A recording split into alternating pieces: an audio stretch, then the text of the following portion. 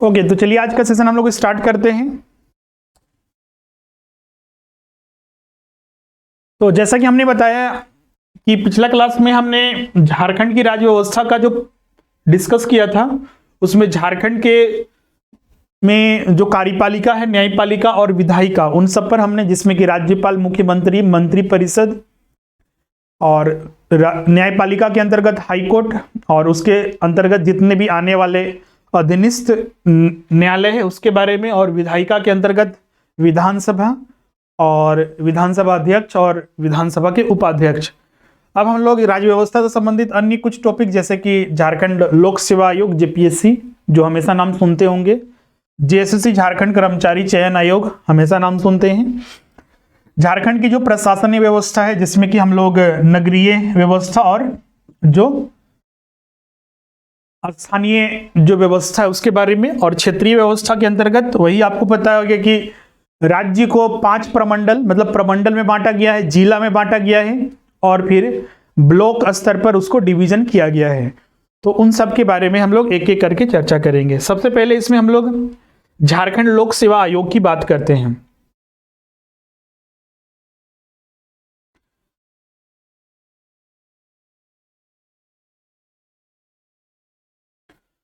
झारखंड लोक सेवा आयोग, आपको बता दें, झारखंड लोक सेवा आयोग जो है एक संवैधानिक निकाय है, एक कॉन्स्टिट्यूशनल बॉडी है, संवैधानिक निकाय।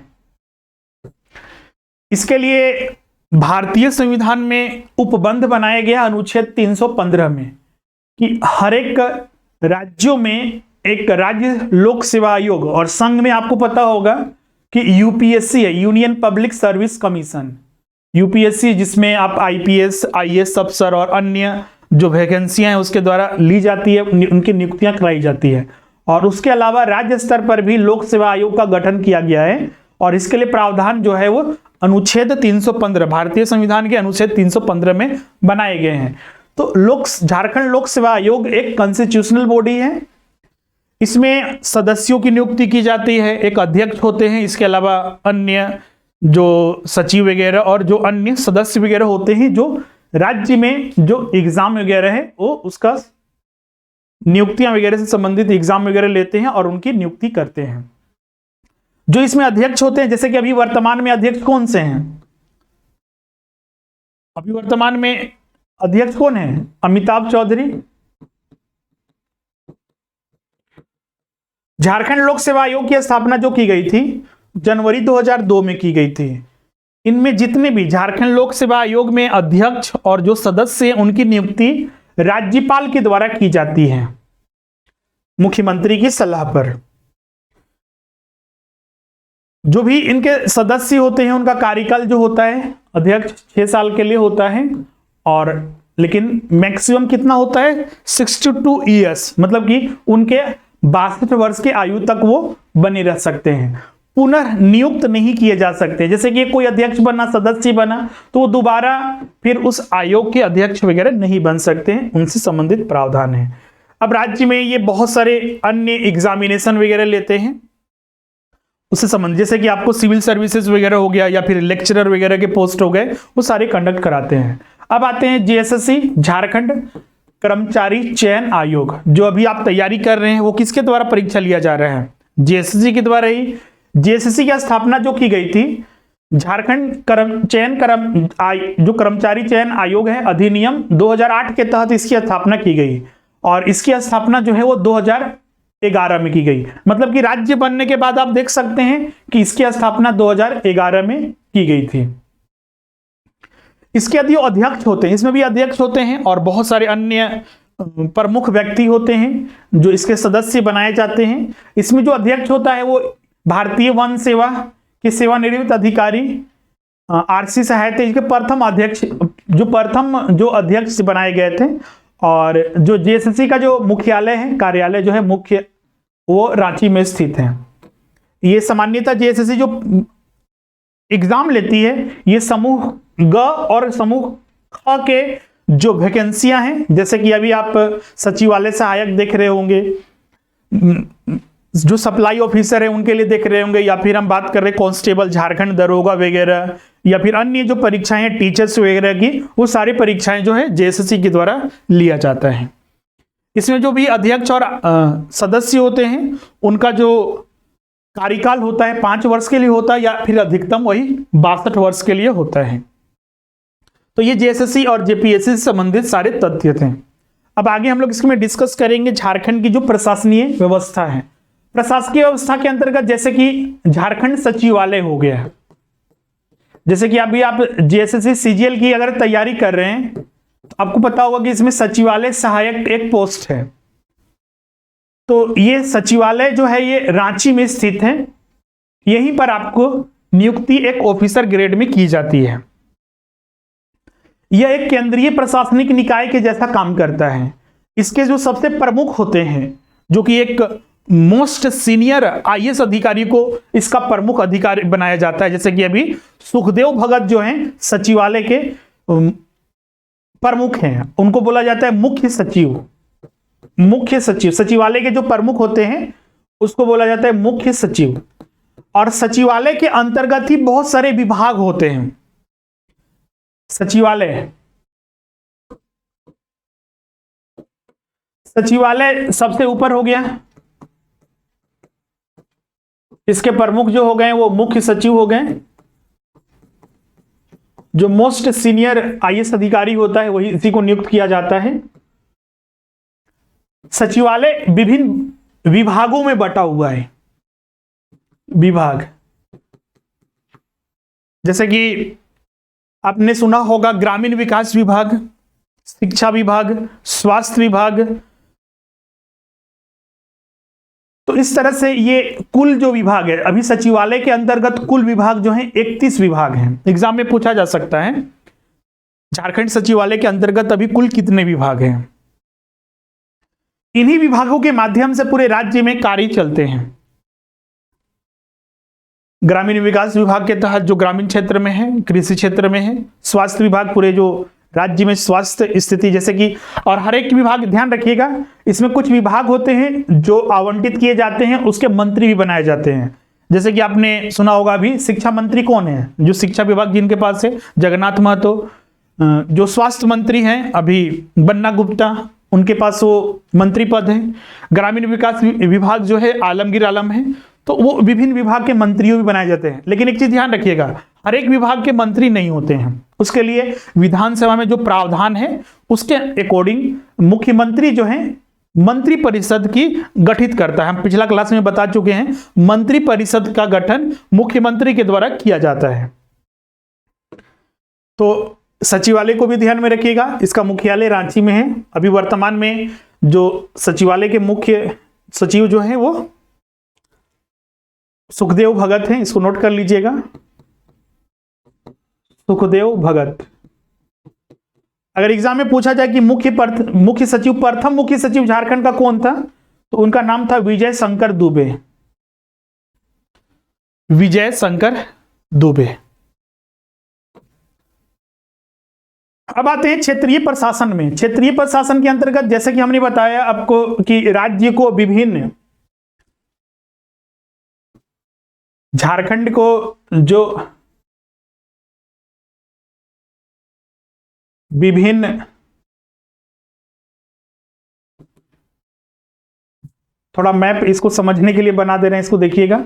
अगर पूरा देखिएगा तो ये पूरा क्षेत्र जो है वो संथाल परगना प्रमंडल के अंतर्गत आता है, संथाल परगना डिवीजन। ये जो पूरा क्षेत्र है ये आता है नॉर्थ छोटा नागपुर डिवीजन। ये जो पूरा क्षेत्र आता है इधर आपका जो बटा हुआ है ये कोल्हान डिवीजन, और इधर जो आता है ये पलामू डिवीजन। पलामू डिवीजन के अंतर्गत 3 जिले आते हैं, गढ़वा, पलामू और लातेहार। पलामू डिवीजन। और एक ये साउथ छोटा नागपुर डिवीजन। मतलब कि ये झारखंड में कुल 24 जिले हैं और ये 24 जिला 5 प्रमंडल में बटा हुआ है। तो राज्य सबसे ऊपर हो गया, राज्य से नीचे जो हो गया प्रमंडल। प्रमंडल भी कुल 5 हैं जिनके नाम यहां पर दिए हुए हैं। प्रमंडल से नीचे जिला हो गया, 24 जिला है। उसके नीचे अनुमंडल हो गया, अनुमंडल। और इसके नीचे जो हो गया वो प्रखंड या अंचल, प्रखंड या अंचल। अभी जो प्रखंडों की संख्या ये 264 है। एग्जाम में पूछा जाता है अभी वर्तमान में प्रखंडों की संख्या कुल कितनी है। तो 5 प्रमंडल, पलामू प्रमंडल, और ध्यान रखिएगा हर एक प्रमंडल में कुल कितने जिले हैं। तो जैसे कि संथाल परगना प्रमंडल में 6 जिले हैं। उत्तरी छोटा नागपुर, नॉर्थ छोटा नागपुर डिवीजन, जिसको हिंदी में उत्तरी छोटा नागपुर डिवीजन, मतलब छोटा नागपुर को 2 भागों में बांट दिया गया है, एक उत्तरी छोटा नागपुर और ये नीचे का साइड जो है वो दक्षिणी छोटा नागपुर। तो नॉर्थ छोटा नागपुर, उत्तरी छोटा नागपुर डिवीजन के अंतर्गत 7 जिले आते हैं। साउथ मतलब दक्षिणी छोटा नागपुर प्रमंडल के अंतर्गत कुल जो है 5 जिले आते हैं। और पलामू डिवीजन के अंतर्गत कुल 3 जिले हैं पलामू प्रमंडल में, और कोल्हान प्रमंडल के अंतर्गत जो है वो 3 जिले हैं। सबको जोड़ दीजिएगा कुल 24 जिला है। फिर उसके बाद उसके नीचे फिर अनुमंडल होते हैं, और सबसे नीचे जो है वो प्रखंड या अंचल होते हैं, जो भी वर्तमान में कुल प्रखंड जो है वो 264 प्रखंड हैं पूरे राज्य में। तो ये स्थानीय प्रशासन हो गया। जैसे कि अगर इसमें पूछा जाए कि प्रमुख इसका कौन होता है, तो आपको पता होगा राज्य का प्रमुख जो हो गया मुख्यमंत्री। तो इसको नोट करते जाइएगा, राज्य का प्रमुख जो हो गया मुख्यमंत्री सीएम। प्रमंडल के प्रमुख को कहा जाता है आयुक्त, हिंदी में आयुक्त कहा जाता है, इंग्लिश में कमिश्नर। कमिश्नर जो होता है एक सीनियर जो आईएएस अधिकारी, कम से कम 5-10 साल जिनका आईएएस में सर्विस हो चुका है, वो उसी को कमिश्नर बनाया जाता है। जिले के जो प्रमुख होते हैं उसको जिला अधिकारी, जिला अधिकारी या फिर डीसी, डिस्ट्रिक्ट कलेक्टर। अनुमंडल के जो पदाधिकारी होते हैं एसडीओ, सब डिविजनल ऑफिसर कहा जाता है अनुमंडल पदाधिकारी। अनुमंडल पदाधिकारी। और जो प्रखंड के प्रमुख होते हैं अंचल, अंचल इस आधार पर हो गया जो राजस्व की वसूली करेगा। जैसे कि आप अपना जो स्थानीय या फिर जाति वगैरह इनकम वगैरह सर्टिफिकेट बनाते हैं, कौन बनाता है? सीओ बनाता है। तो जो राजस्व संबंधी मामले को देखता है, तो इसीलिए यहाँ पर अंचल और प्रखंड दोनों मिलते हैं। तो प्रखंड जो के प्रमुख जो होते हैं उसको बीडीओ, ब्लॉक डेवलपमेंट ऑफिसर कहा जाता है, और अंचल के CEO, circle officer, CEO, circle officer, अंचलाधिकारी इसको हिंदी में कहा जाता है, अंचलाधिकारी। अभी देखिएगा जितने भी अब सर्टिफिकेट बन रहे हैं सारे ऑनलाइन बन रहे हैं, उसको कौन बनाता है? अंचलाधिकारी बनाता है।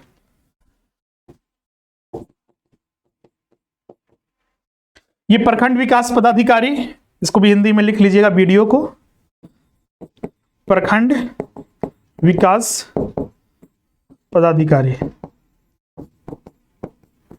तो ये पूरा लेवल है जो क्षेत्रीय प्रशासन जो हमारे राज्य का है उसके बारे में हमने ये पूरा डिस्कस किया है। इसको पूरा नोट कर लीजिएगा। नोट्स तो हम देंगे ही, लेकिन नोट भी कीजिएगा।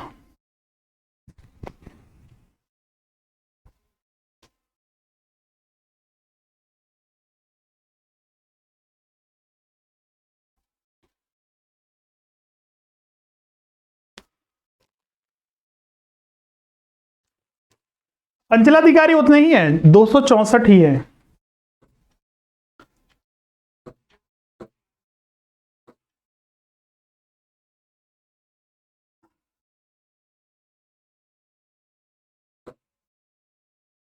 अनुमंडल यहां पर ध्यान रखिएगा, अभी 45 अनुमंडल हैं।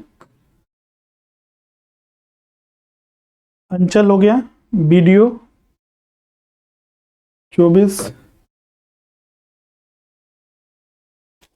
उसी के अंतर्गत आते हैं। जो प्रखंड और अंचलाधिकारी ना, उसकी देखिए हर एक जिले में होगा। मतलब प्रखंड में एक बीडीओ भी होता है और सीओ भी होता है। कोई भी ऐसा प्रखंड तो आपको नहीं देखने को मिलेगा जहां पर सीओ नहीं होता है, बीडीओ सिर्फ होता है, होता जरूर है। तो 264 दोनों इक्वल गिनते हैं। और जिला आगे हम बताएंगे पंचायती राज व्यवस्था। तो ये आगे क्या है? पंचायती राज व्यवस्था 3 स्तर पर हम लोग के बांटा गया है, जो आगे हम लोग डिस्कस करेंगे। इसको छोड़ दीजिएगा, बस अभी इसको समझिए जो क्षेत्रीय प्रशासन है।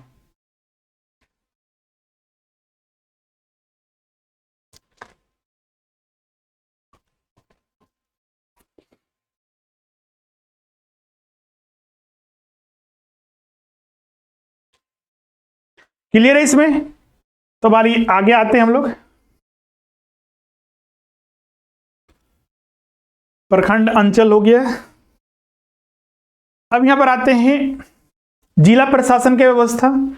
तो जैसे कि देखते होंगे जिला में एक डीसी होता है और डीसी के अधीन में बहुत सारे लोग काम करते हैं, जिसमें कि एक एडीएम होता है जिसको अपर समहर्ता कहते हैं, डीडीसी होता है, पुलिस अधीक्षक होता है जो एसपी कहलाता है, जो आईपीएस जो अफसर होता है वही बनता है।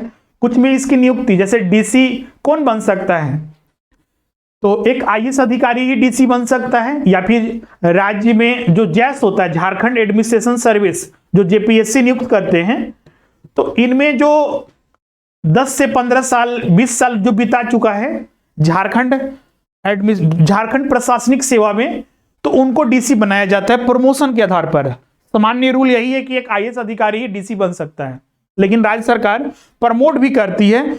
जो राज्य प्रशासनिक सेवा मतलब झारखंड प्रशासनिक सेवा में जो है उनको प्रमोट करते हैं, जिनको कम से कम एक्सपीरियंस 10-15 साल का हो चुका है, तो उनको भी डीसी बनाती है।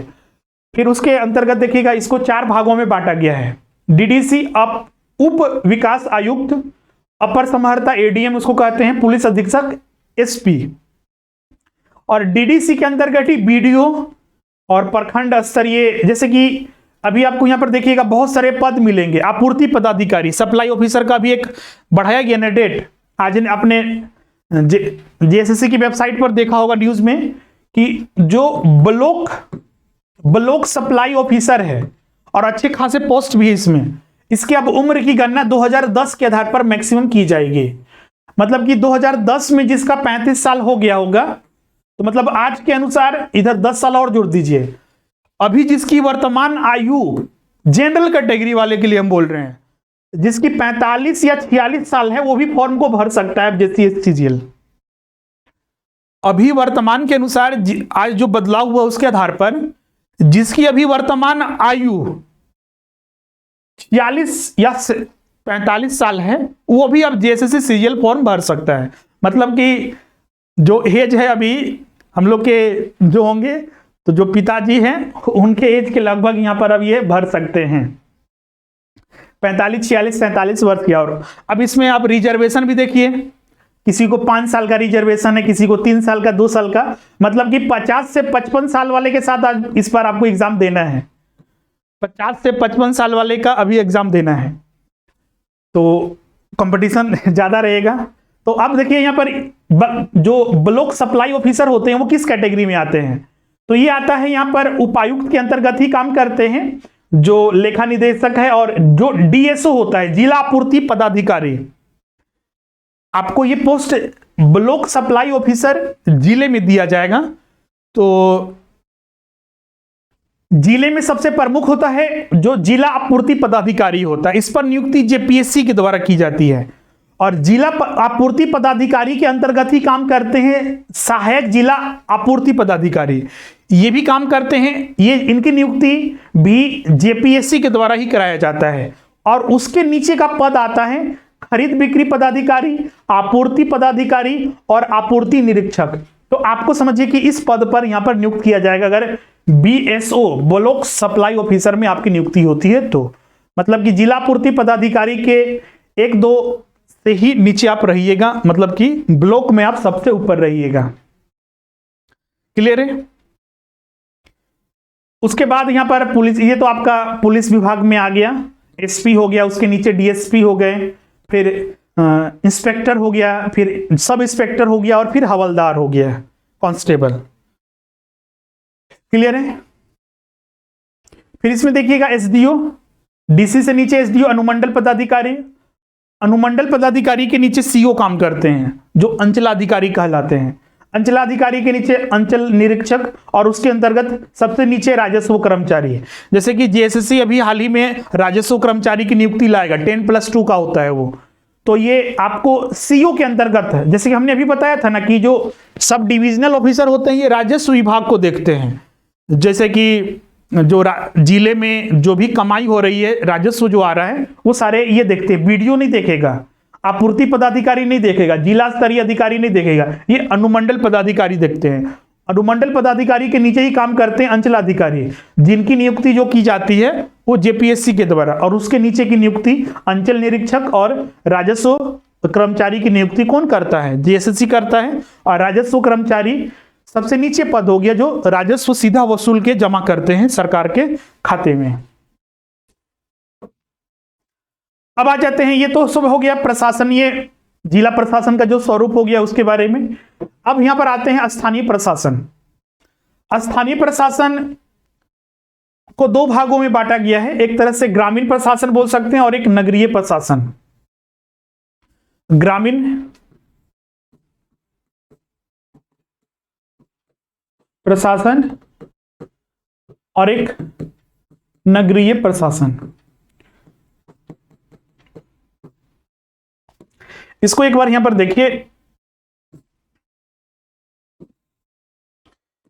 जैसे कि यहां पर देखिएगा तो जो ग्रामीण प्रशासन है उसको कितने भागों में बांटा गया है। तो यहां पर देखिएगा ग्रामीण प्रशासन हमारे यहां किसके आधार पर चलता है? आपको याद होगा, अगर आपने पॉलिटी आपका नेक्स्ट वीक में स्टार्ट हो ही जाएगा, तो वहां पर हम पढ़ाएंगे आपको 73वां और 74वां संविधान संशोधन। 73वां एवं 74वां संविधान संशोधन, मतलब संविधान में पढ़ना है। और संविधान बनने के बाद उसमें बहुत सारे संशोधन भी हुए हैं। उसमें दो महत्वपूर्ण संशोधन, एक 73वां और एक 74वां। 73वें संविधान संशोधन के तहत पूरे देश में पंचायती राज व्यवस्था लागू किया गया था। पंचायत, जैसे अभी मुखिया का चुनाव होगा, अभी जैसे चुनाव होने वाला है पंचायती चुनाव, तो मुखिया नियुक्त होता है, उसमें वार्ड पार्षद फिर जो ग्राम पंचायत के अंतर्गत वार्ड वगैरह नियुक्त होते हैं। फिर तो इसी को हम लोग ग्रामीण प्रशासन के अंतर्गत रखते हैं, पंचायती राज व्यवस्था इसको कहा जाता है। और पंचायती राज व्यवस्था 2 स्तरीय भी होता है, 3 स्तरीय भी होता है। हमारे राज्य में 3 स्तरीय पंचायती राज व्यवस्था है, तो इसको नोट कर लीजिएगा, हमेशा ध्यान रखिएगा। पहला जो स्तर है वो ग्राम पंचायत है, सबसे नीचे ग्राम पंचायत, फिर उसके ऊपर पंचायत समिति और उसके ऊपर जो होता है जिला परिषद होता है। जिला परिषद सबसे ऊंचा हो गया। उसी के बाद नगरीय प्रशासन में चलें तो आपको नगरीय प्रशासन में जो 74वां संविधान संशोधन के तहत लागू हुआ और 73वां संविधान संशोधन के तहत पंचायती राज व्यवस्था। तो नगरीय प्रशासन में नगर निगम, म्युनिसिपल कॉर्पोरेशन, अभी झारखंड में कुल 9 नगर निगम है। इसके बाद नगर पालिका है, क्षेत्रीय विकास प्राधिकरण है, अधिसूचित क्षेत्र नोटिफाइड कुछ एरिया है, उन्नयन न्यास बोर्ड है, छावनी बोर्ड है। तो ये सारे जो आते हैं ये सारे नगरीय प्रशासन के अंतर्गत आते हैं। झारखंड में जो भी कुल नगर जो हैं वो टोटल 51 है, 51। इसको भी नोट कर लीजिएगा। जैसे कि अभी कभी कोई सुनते होंगे शहरी स्थानीय निकाय, शहरी स्थानीय निकाय। तो ये जो अभी हमने बताया नगर निगम, नगर पालिका, क्षेत्रीय विकास प्राधिकरण, अधिसूचित क्षेत्र समिति, छावनी बोर्ड, तो इन सबको मिलाकर 51 बोला गया है और इनको कहा जाता है शहरी स्थानीय निकाय, अर्बन लोकल बॉडीज इंग्लिश में इसको कहते हैं। तभी कुल जो है 51 शहरी स्थानीय निकाय हैं। अब वो कैसे काम करते हैं, अब एक एक करके हम लोग डिस्कस करते हैं। सबसे पहले स्थानीय जो पंचायती राज व्यवस्था है उस पर हम लोग चर्चा करते हैं।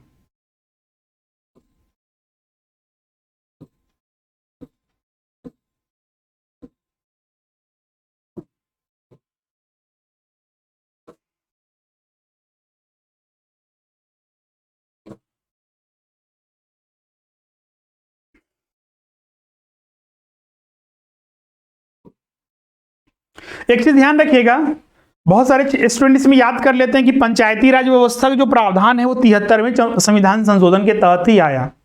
ये बिल्कुल सही नहीं है। बिल्कुल उस समय आया, उसको व्यापक बनाया गया, मैंडेटरी किया गया, हर एक राज्य में उसका प्रावधान किया गया।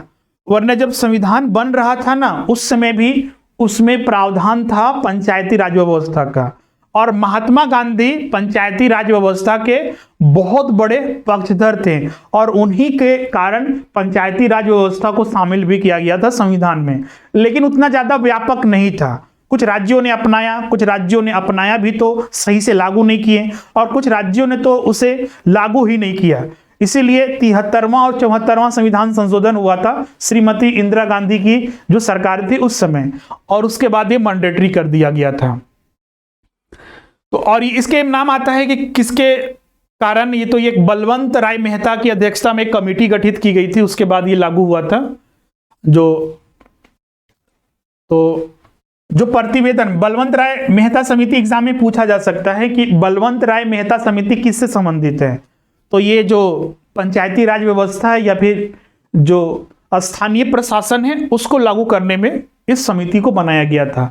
और इसने अपना प्रतिवेदन मतलब रिपोर्ट जो है सरकार को 1957 में सौंपा था।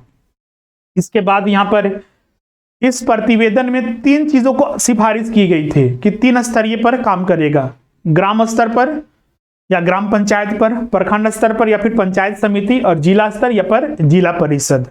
और केंद्र सरकार ने 1 अप्रैल 1958 को बलवंत राय मेहता समिति की पंचायती राज त्रिस्तरीय ढांचे को लागू भी कर दिया था। और पंचायती राज व्यवस्था को पहली बार जो है आंध्र प्रदेश में लागू हुआ था, इसको ध्यान में रखिएगा, 1959 में एग्जाम में ये पूछा जा सकता है। क्लियर यहां तक सभी को?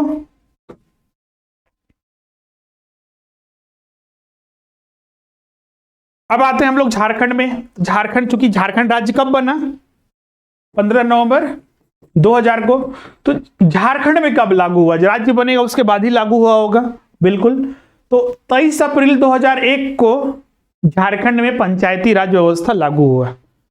और झारखंड में अभी तक 2 ही बार जो है पंचायती चुनाव हुए हैं, 2 या 3 बार हुए हैं। अगली बार जो है, पिछला बार जो हुआ था 2015 में हुआ था। पिछली बार जो हुआ था वो 2015 में हुआ था। ये 2020 में, चूंकि जो पंचायती चुनाव है हर एक 5 साल में, इसको भी नोट कर लीजिएगा, हर एक 5 साल में पंचायती चुनाव होना चाहिए। लेकिन अभी की जो सरकार है वर्तमान हेमंत सरकार, वो अभी तक इसका चुनाव नहीं करवाई है। ये 2020 में ही होना चाहिए था लेकिन नहीं हुआ, उनका बहाना कोरोना। लेकिन बिहार में आपको पता होगा कि पिछले साल ही चुनाव हुआ था बहुत जगह पर। तो राज्य सरकार अभी तक 2021 भी बीत चुका है, 2020 भी बीत चुका, 2022 आ चुका। तो उम्मीद है कि 2022 में पंचायत चुनाव हो।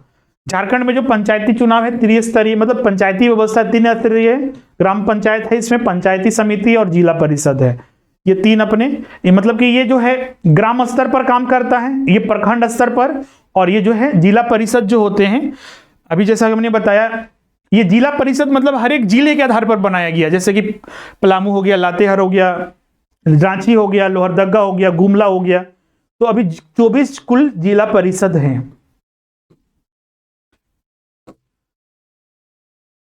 क्लियर है? अब आते हैं हम लोग नगरीय प्रशासन में। नगरीय प्रशासन जैसे कि हमने बताया, नगर निगम, नगर पालिका, अधिसूचित क्षेत्र, न्यास बोर्ड। तो सबसे पहले हम लोग आते हैं नगर निगम के बारे में।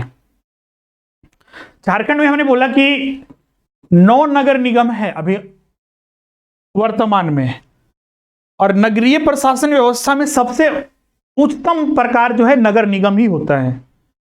सबसे ऊंचे ओहदे बोल सकते हैं, नगर निगम ही होता है। झारखंड में दिसंबर 2001 में झारखंड विधानसभा द्वारा रांची नगर निगम विधेयक 2001 पारित किया गया था। झारखंड का सबसे पुराना नगर निगम है रांची नगर निगम, जो कि 15 सितंबर 1979 से इसकी स्थापना हुई, ये कार्यरत है। अभी वर्तमान में जो नगर निगम है कुल 9 है। ये कहां पर है? तो रांची में पहला, दूसरा धनबाद में, तीसरा देवघर, चौथा चास, 5वां जो है आदित्यपुर, और 6ठा हजारीबाग, 7वां मेदिनीनगर, 8वां मानगो, और 9वां जो है वो गिरिडीह। तो ये कुल 9 नगर निगम है जो झारखंड में अभी वर्तमान में है। एग्जाम में यहां पर सीधे प्रश्न पूछा जाता है, या तो पूछ देगा झारखंड में बताइए इनमें से कौन सा नगर निगम है, तो आपको ये याद रखना है, या फिर झारखंड में कुल नगर निगम कितने हैं और सबसे पुराना नगर निगम कौन सा है। तो रांची नगर निगम सबसे पुराना है, स्थापित 1979 में हुआ था। ये इंपॉर्टेंट पॉइंट है, इसको आपको ध्यान में रखना है।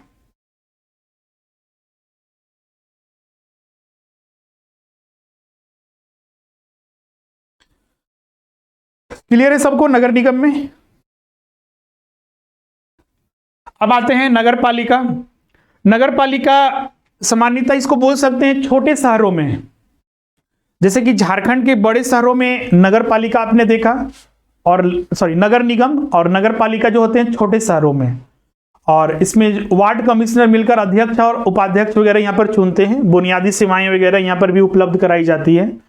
प्रथम जो नगर पालिका का गठन हुआ था 1869 में रांची में ही किया गया था। मतलब अब बोलिएगा सर कि रांची एक नगर निगम भी है, नगर पालिका है, तो दोनों में डेट का अंतर देखिए। जब रांची पहली बार बना था तो नगर पालिका के रूप में बना था, फिर बाद में इसको नगर निगम की मान्यता दी गई। ये तथ्य है इसका कहना। लेकिन अगर पूछा जाए कि सबसे पुराना नगर निगम कौन सा है, तो रांची ही होगा। सबसे पुराना नगर पालिका कौन सा है, हाँ भले ही अभी रांची एक नगर निगम है, लेकिन नगर पालिका के रूप में गठन तो 1869 में रांची का ही हुआ था ना, इसलिए उसी को हम लोग सिलेक्ट करेंगे। अभी 19 शहरों में नगर पालिका है। कौन कौन है, तो उनके नाम यहां पर दिए हुए हैं। विश्रामपुर, चतरा, चक्रधरपुर, चाईबासा, दुमका, गुमला, गढ़वा, झुमरी तिलैया, रामगढ़, सिमडेगा, साहेबगंज, पाकुड़, फुसरो, मिहिजाम, मधुपुर, लोहरदगा, गोड्डा, चिरकुंडा और ये 19 जो है जुगल सराय, जुगसलाय है, जो इसके कुल 19 नगर पालिका है। अब बोलिए रांची तो इसमें है ही नहीं, क्योंकि रांची जो है वो एक नगर निगम बन चुका है, इसको ध्यान में रखिएगा। अब आते हैं क्षेत्रीय विकास प्राधिकरण। अभी वर्तमान में 4 क्षेत्रीय विकास प्राधिकरण हैं। 4 जो बनाए गए हैं झारखंड के 5 प्रमंडलों को ध्यान में रख के बनाया गया है।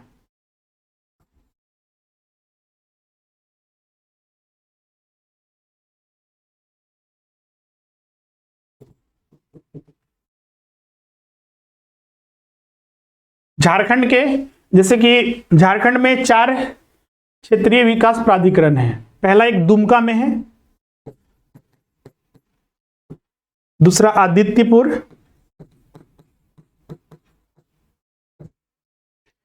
तीसरा रांची, और जो चौथा है वो बोकारो में है। ये पलामू प्रमंडल हो गया।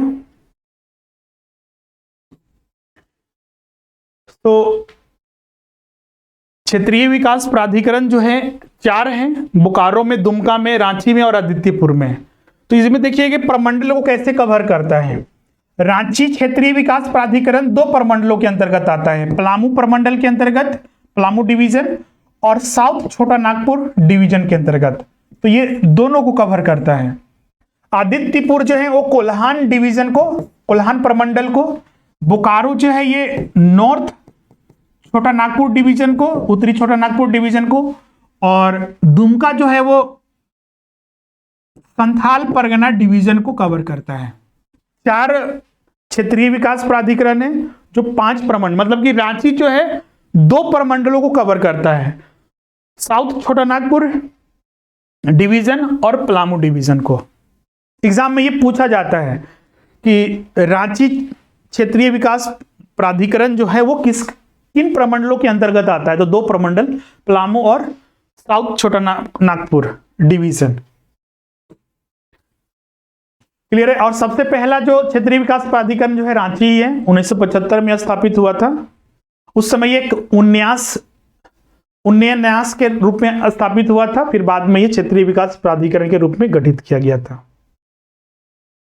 अब इनका काम क्या होता है, तो जो मेन ये 4 और ये पूरा क्षेत्र है उसमें मूलभूत सुविधाएं उपलब्ध कराना, जैसे कि ये ड्रेनेज की सुविधा, जल निकासी वगैरह, पानी हो गया, प्राथमिक उपचार, या फिर सड़क वगैरह की जो आवश्यकता है। जमीन का अधिग्रहण आपने अगर पढ़ा होगा, ऐसे तो हमारे सिलेबस में नहीं है, झारखंड की औद्योगिक नीति वगैरह के बारे में हम झारखंड के भूगोल में चर्चा कर चुके हैं। झारखंड में अभी तक 4 औद्योगिक नीति लाई गई है। तो औद्योगिक नीति के अंतर्गत बहुत सारे जमीन का अधिग्रहण सरकार करती है। वो सारे अधिग्रहण क्षेत्रीय विकास प्राधिकरण के तहत ही करवाया जाता है। जैसे कि झारखंड में 4 औद्योगिक नीति जो आई थी, पहला 2001 में, दूसरा 2012 में, तीसरा 2016 में और चौथा जो है 2021 में आया। तो ये 4 क्षेत्रीय विकास प्राधिकरण के अंतर्गत ही काम होता है। यहां पर मास्टर प्लान वगैरह तैयार करने का काम करते हैं। उसके बाद ये अधिसूचित क्षेत्र समिति आ जाते हैं, ये भी नगर प्रशासन के अंतर्गत ही आते हैं। सामान्यतः उन क्षेत्रों को, ये नोटिफाइड होते हैं, इसको इंग्लिश में बोला जाता है नोटिफाइड एरिया। नोटिफाइड जो समय समय पर सरकार जारी करती है। तो किन्हें नोटिफाइड किया जाता है? तो जिस क्षेत्र की जनसंख्या 5,000 से 10,000 के बीच होती है, उन्हें ही अधिसूचित क्षेत्र समिति कहा जाता है। एक तरह से इनको बोल सकते हैं छोटी नगर पालिका, मतलब नगर पालिका से भी छोटा स्थान होता है इसका। उसके बाद उन्नयन न्यास बोर्ड है, ये छोटे शहरों में स्थापित होते हैं, छोटे छोटे शहरों में किया जाता है। और ये शहरों में साफ सफाई हो गया, जो सौंदर्यीकरण हो गया, योजनाबद्ध तरीके से विकास किया जाता है। छावनी बोर्ड होता है, तो ये सैन्य छावनी बोर्ड वगैरह, जैसे कि झारखंड के विभिन्न जो क्षेत्र में आप जाइएगा ना, तो वहां पर देखिएगा सैन्य छावनी बोर्ड होता है। हाँ, ये ध्यान रखिएगा, ये राज्य सरकार के अधीन में नहीं होता है। आप खासकर जंगली क्षेत्र में जाइएगा, जंगल पहाड़ वगैरह, तो वहां पर छावनी बोर्ड वगैरह बनाया जाता है, जो खासकर इसमें पुलिस मुख्यालय जो होता है वो केंद्र सरकार के द्वारा ही कंट्रोल होता है। तो उस तरह के सैन्य छावनी बोर्ड बनाए जाते हैं। तो ये वही है, ये राज्य सरकार के अधीन में नहीं आता है। क्लियर है? क्योंकि छावनी बोर्ड की स्थापना जो है ना, संसद में जो अधिनियम बनाया गया उसी के तहत किया जाता है।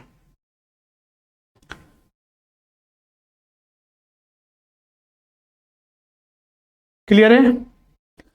अगर इसमें पूछा जाए, जैसे कि अभी यहां पर पूछा जा सकता है कि अभी वर्तमान में कुल कितनी छावनी बोर्ड है, तो झारखंड में भी मात्र एक ही छावनी बोर्ड है, जो कि रामगढ़ जिले में कार्यरत है। नगर पालिका के समान ही काम करता है, लेकिन चूंकि ये केंद्र सरकार इसको बनाती है संसद में अधिनियम के तहत, तो अभी वर्तमान में सिर्फ झारखंड में एक ही छावनी बोर्ड है, रामगढ़ में। तो ये पूरा फाइनली आपका जितने भी टॉपिक्स थे झारखंड की राज्य व्यवस्था पार्ट 2 से, वो सारे हमने यहाँ पर डिस्कस कर लिया है। आज के सेशन में किन्हीं को डाउट है या फिर कहीं से कोई भी डाउट है तो आप यहाँ पर पूछ सकते हैं।